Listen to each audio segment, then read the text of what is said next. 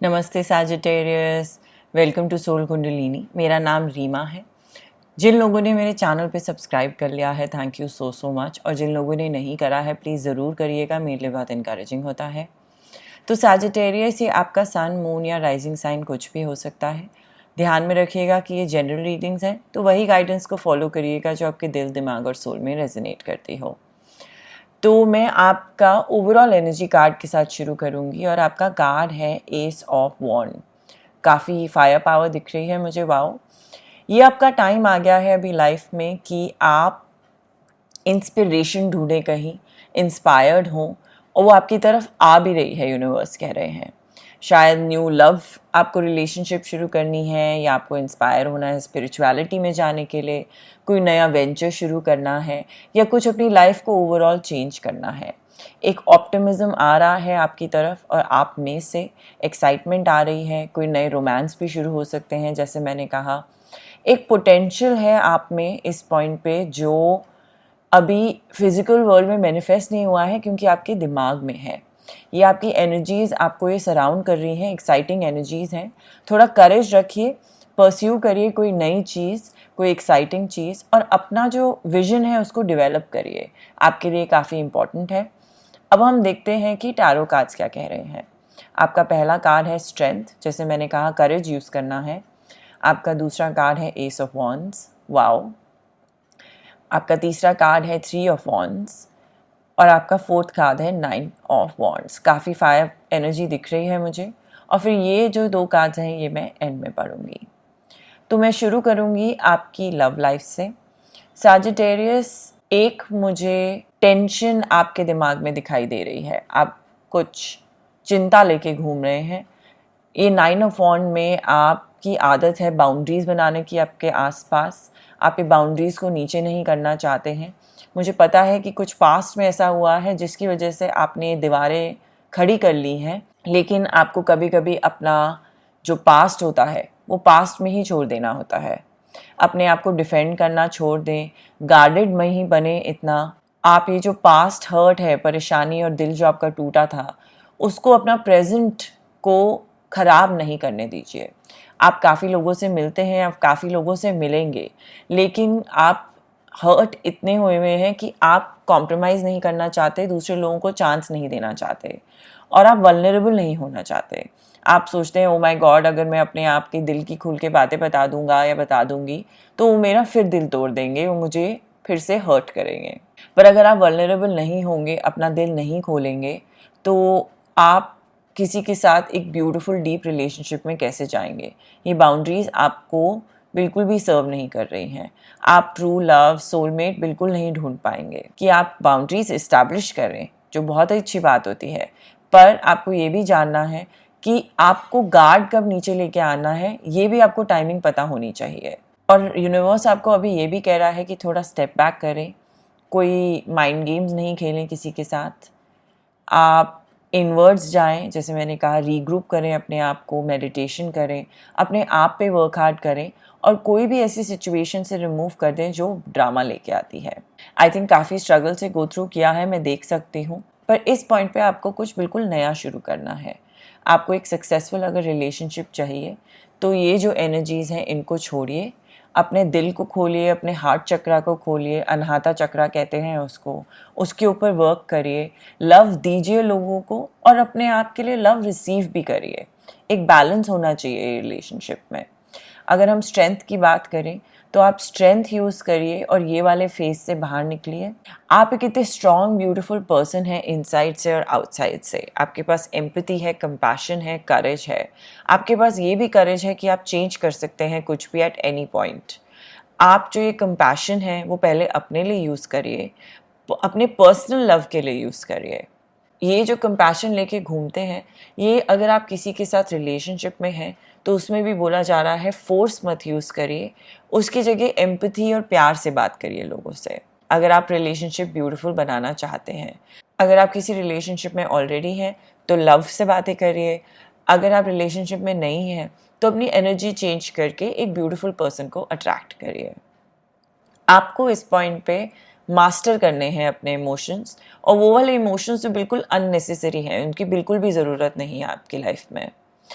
जैसे मैंने कहा, आपके पास करेज है, आप लोगों के सामने खड़े हो पाते हैं, अपनी लो वाइब्रेशनल एनर्जी के सामने आप करेज के साथ खड़े हुए और वो मेमोरीज जो आपको सर्व नहीं कर रही हैं उनको बिल्कुल ही निकाल दें। अब मैं लव लाइफ से ये भी बता सकती हूँ कि कुछ नया शुरू होने वाला है बहुत ही जल्द।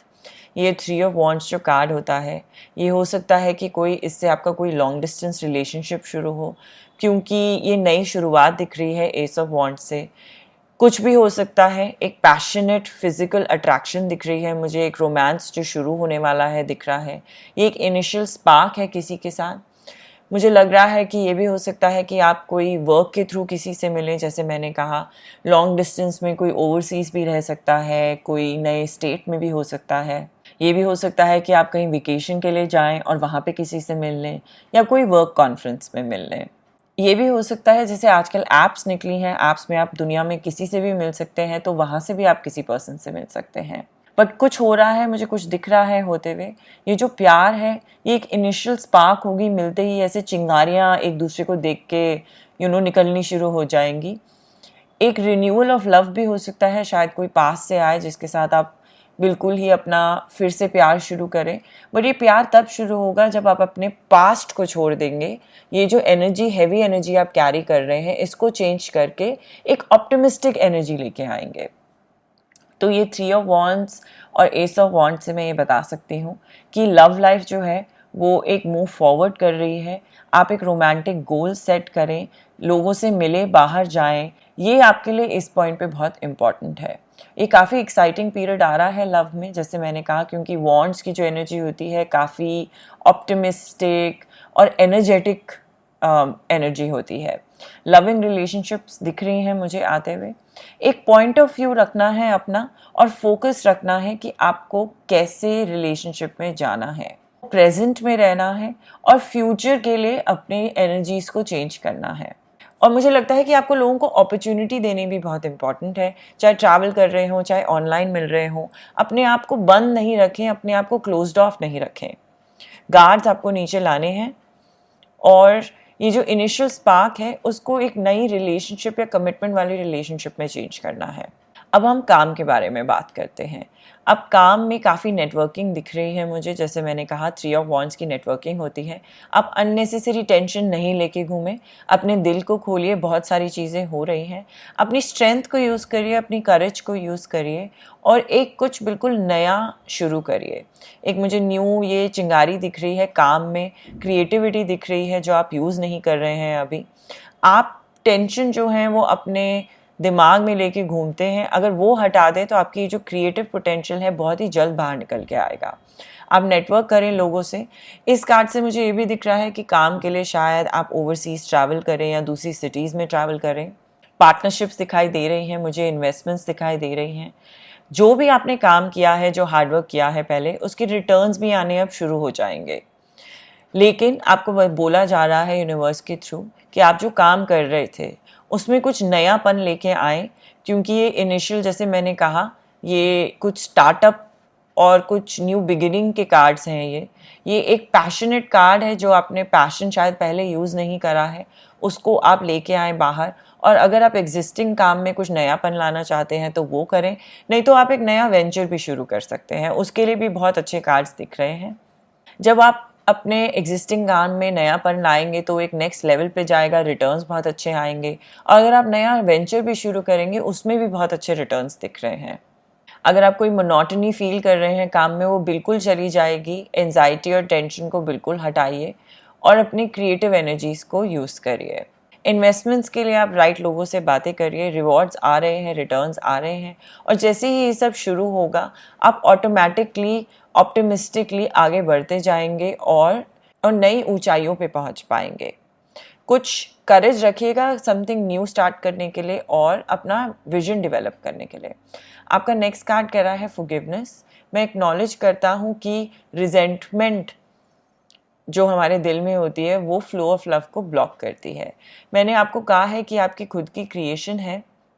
अगर आपके पास में किसी ने कुछ किया है तो आप उन्हें फॉरगिव करें और अपने आप को भी फॉरगिव करें और किसी से फॉरगिवनेस मांग भी लें, क्योंकि ये फॉरगिवनेस जो होती है ये हमारा जो फ्लो होता है लव उसको बहुत ही अच्छे से बहने देती है बॉडी में और हमारी एनर्जीज़ को बिल्कुल चेंज कर देती है। पास्ट को, अपने प्रेजेंट को होल्ड नहीं करने दें। जैसे मैंने कहा, आगे बढ़ते जाइए एक बहुत पीसफुल और सीरीन फ्यूचर में। ये जो आपकी एंजल आपको ब्लेस कर रही हैं वो है ग्रीन तारा। ये कह रही है कि आप प्रोटेक्टेड हैं, अपनी पुरानी कॉर्ड्स को कट करें और अपनी लिमिटेशन जो आपने खुद बनाई हुई है उसके बियॉन्ड आगे जाएं। तो ये जो कॉर्ड्स आपने रखी हुई हैं पुरानी, आपको बार बार बोला जा रहा है, उसे फॉरगिवनेस से कट करें। थैंक यू दें यूनिवर्स को, थैंक यू दें अपने एंजल्स को जो आपको हेल्प कर रही हैं, आपको प्रोटेक्ट कर रही हैं। पास्ट आपको सर्व नहीं कर रहा है, प्रेजेंट आपको सर्व कर रहा है। आपकी एनर्जीज बहुत ही सुंदर दिख रही हैं, उनको आप एक्सेप्ट करें, अपनी बॉडी में लें और अपनी लाइफ को सीरीन और बिल्कुल ही पीसफुल बनाएं। अपने पाथ की तरफ जाएं सैजिटेरियस, जो सक्सेसफुल पाथ दिख रहा है लव और वर्क में। थैंक यू सो मच मेरा चैनल देखने के लिए। मैं आपकी तरफ काफ़ी हीलिंग एंड पॉजिटिव वाइब्स भेज रही हूँ। मैं लाइव आती रहती हूँ अपने चैनल पे ऑन एंड ऑफ, तो उसके लिए नोटिफिकेशन ऑन ज़रूर रखिएगा। मेरे पास कुछ चक्रा हीलिंग मेडिटेशन भी हैं, तो आप वीडियो लिस्ट में वो देख सकते हैं। Thank you so much, subscribe करना नहीं भूलिएगा। Thank you and see you soon.